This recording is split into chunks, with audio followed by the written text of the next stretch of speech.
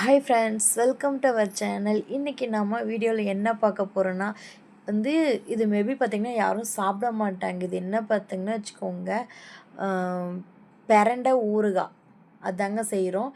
இது பார்த்திங்கன்னா இது பெரண்டைன்னு யாராலும் கண்டுபிடிக்க முடியாது. நீங்கள் சொன்னால் மட்டும் தான் கண்டுபிடிக்க முடியுங்க. வாங்க எப்படி செய்யுதுன்னு பார்க்கலாம். அதுக்கு கொஞ்சம் பெரண்டெல்லாம் அறுத்துட்டு வந்திருக்கு. இதை ஒரு நாள் விட்டு எடுத்துக்கலாம். ஃபஸ்ட் நாளில் அது கரெக்டாக வராது. அதனால் 2வது நாள் எடுத்து கைக்கு எண்ணெய் தேய்ச்சிக்கிறேன். எண்ணெய் தேய்ச்சிட்டு அது மேலே இருக்கிறதெல்லாம் கட் பண்ணி எடுத்துடலாம். கட் பண்ணினா சும்மா தோல் உரிச்சிங்கன்னா வந்துடும்.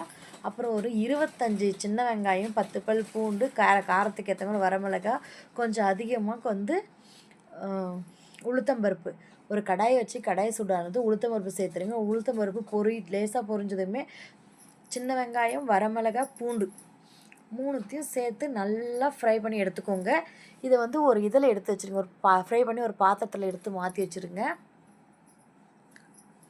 ஃபஸ்ட்டு பார்த்திங்கன்னா மிளகாய் கருகி வந்துடும். அதனால் ஃபஸ்ட்டு மிளகாயை எடுத்து வச்சுருங்க. அதுக்கப்புறமா மற்றதெல்லாம் எடுத்து வச்சிடலாம். கொஞ்சம் நேரம் பாருங்கள், ஓரளவு பொரிஞ்சு வந்துருச்சு. அதை எடுத்து ஓரம் வச்சுட்டு அதுக்கப்புறம் அதே எண்ணெயில் நம்ம பிரண்டை இருக்குல்ல, பிரண்டையை நல்லா டீப் ஃப்ரை பண்ணுங்கள். நல்லா ஃப்ரை ஆகணும்.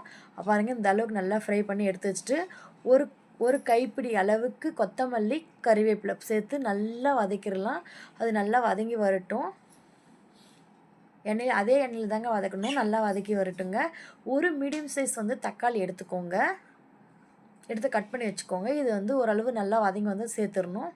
பாருங்கள், நல்லா வதங்கி வந்துருச்சு. ஓரளவுக்கு தான் வதங்கி வந்திருக்கு. தக்காளி சேர்த்தப்போ எல்லாமே நல்லா வதங்கி வரும். அதுக்காக தான் நம்ம சேர்த்து நல்லா வதக்கிடணுங்க.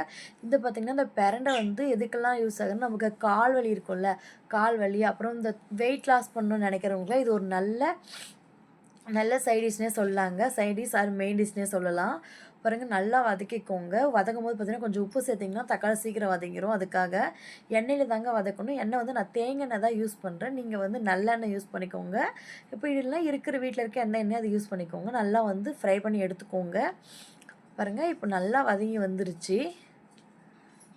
நீங்கள் பார்த்திங்கன்னா இது மந்த்லி ஒன்ஸ் மட்டும் சாப்பிடுங்க. இது சூடு அதிகமாக சாப்பிடாதீங்க. இப்போ பார்த்திங்கன்னா நம்ம வதக்கி எடுத்து வச்சுருக்க எல்லாத்தையும் சேர்த்து நல்லா மிக்ஸ் பண்ணி விடலாம். இப்போ கொஞ்சமாக புளியும், ஒரு 4 பத்தை தேங்காய் கொஞ்சம் கொஞ்சமாக இருக்கல, சின்னதாக அதை சேர்த்துக்கணுங்க. சேர்த்து நல்லா வதக்கணுங்க. நல்லா வதங்கி வரட்டுங்க. உங்களுக்கு பார்த்தினாவே தெரியும் எந்த அளவுக்கு வைப்பதுங்க. நீங்கள் இது சொன்னால் மட்டும்தான் அவங்க கண்டுபிடிப்பாங்க. ஓ, இது பிரண்டைன்னு சொல்லிட்டு. கொஞ்சமாக இது சேர்த்துக்கோங்க, பெருங்காயத்தூள் கொஞ்சம். பாருங்கள், நான் கொஞ்சமாக தேங்காயும் கொஞ்சம் புளியும் சேர்த்துட்டேன். சேர்த்து நல்லா மிக்ஸ் பண்ணிவிட்டு நல்லா வதங்கிருந்தோம் கொஞ்ச நேரம் ஆற வச்சு எடுத்துக்கலாம். உண்மையாக சொல்கிறேன், இதில் ரொம்ப மருத்துவ குணம் நிறைஞ்சதுங்க. உங்கள் கால் வலிக்கெல்லாம் கேட்கும்.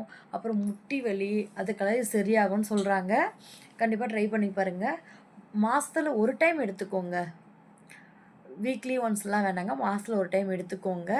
இது கொஞ்ச நேரம் ஆறட்டும். இதுக்கு ரெஸ்ட்டு கொடுத்துடலாம். பாருங்கள், கிளைமேட் சில்லுன்னே இருக்குங்க. எல்லாருக்குமே கோல்டாக இருக்குது வீட்டில். அதனால தாங்க அதை நாங்கள் ட்ரை பண்ணுங்க.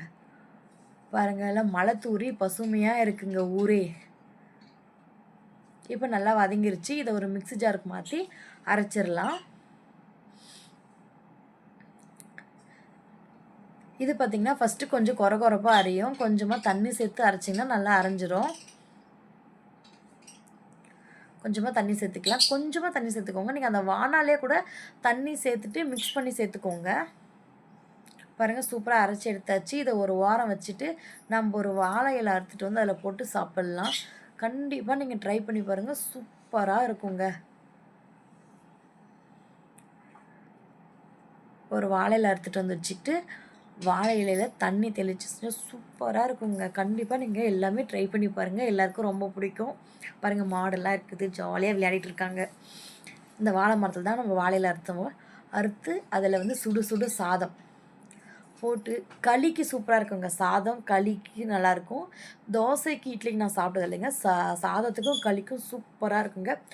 அப்புறம் என்னங்க, சூப்பரான பிரண்டை ஊறுகாய் ரெடி.